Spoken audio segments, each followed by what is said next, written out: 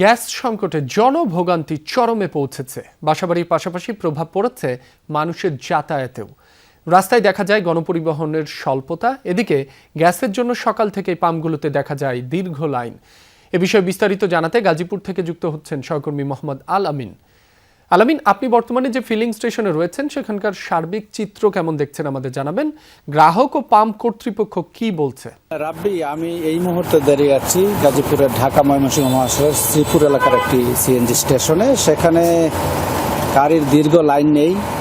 সকাল ভোর থেকে বলা যায় ভোর 4টা থেকে গ্যাসের চাপ যথেষ্ট পরিমাণে বেড়েছে এবং এই মুহূর্তে আমি যেখানে দাঁড়িয়ে আছি খুব গাড়ির একটা বেশি দীর্ঘ লাইন নেই এবং যারা গ্যাস নিতে আসছেন তাদের সাথে আমরা কথা বলেছি। তারা বলছেন যে গত কয়েকদিনের তুলনায় আজকে সাপ্তাহিক ছুটির দিন থাকার কারণে অনেক মিল ফ্যাক্টরি বন্ধ থাকার কারণে তারা মোটামুটি চাপ ভালোই পাচ্ছেন এবং যেখানে মোটামুটি 220 থেকে 230 চাপ থাকার কথা সেখানে 190 ক্ষেত্র বিশেষ 200 চাপ আমরা দেখতে পাচ্ছি তারা গ্যাস নিচ্ছে। আমি একজন চালকের সাথে কথা বলতে চাই। আপনি গ্যাস নিচ্ছেন, তো পরিস্থিতি কেমন? আগের তুলনায় গ্যাস কি বেশি পাচ্ছেন কিনা?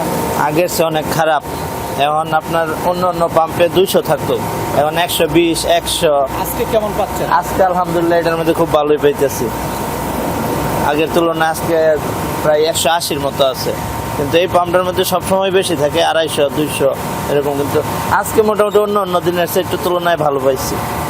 শুনছিলেন যে অন্যান্য দিনের তুলনায় আজকে চাপ যথেষ্ট ভালো রয়েছে। সিএনজি স্টেশনের যারা কর্মকর্তা রয়েছেন তাদের সাথে কথা বলেছি, তারাও বলেছেন যে মধ্যরাত পর্যন্ত চাপ খুব কম ছিল এবং গ্যাসের চাপ ছিল না বললেই চলে, কিন্তু ভোর রাত 4টা থেকে মোটামুটি চাপ বেড়েছে এবং এখানে 4টি নজেল দিয়ে গ্যাস সরবরাহ করা হচ্ছে এবং গ্যাসের দীর্ঘ লাইন নিয়ে যারা আসছেন তারাও গ্যাস তাদের চাহিদা মতো গ্যাস নিয়ে যাচ্ছেন এবং তারা বলছেন যে এটা যাতে নিয়মিত হয় এবং এটা যদি স্বাভাবিক থাকে তাহলে তাদের যে দুর্ভোগ ছিল এতদিনের দীর্ঘ দিনের যে দুর্ভোগ সেটি দূর হবে এবং তাদের যেই প্রত্যাশিত যেই রুটি রোজগার সেটি ঠিক থাকবে, এটি বলছেন তারা। সরকার এই ব্যাপারে ব্যবস্থা নেবে সেই প্রত্যাশা তারা জানিয়েছেন। তো এই ছিল আমার কাছে গাজীপুর থেকে চলমান গ্যাস সংকটের সর্বশেষ পরিস্থিতি।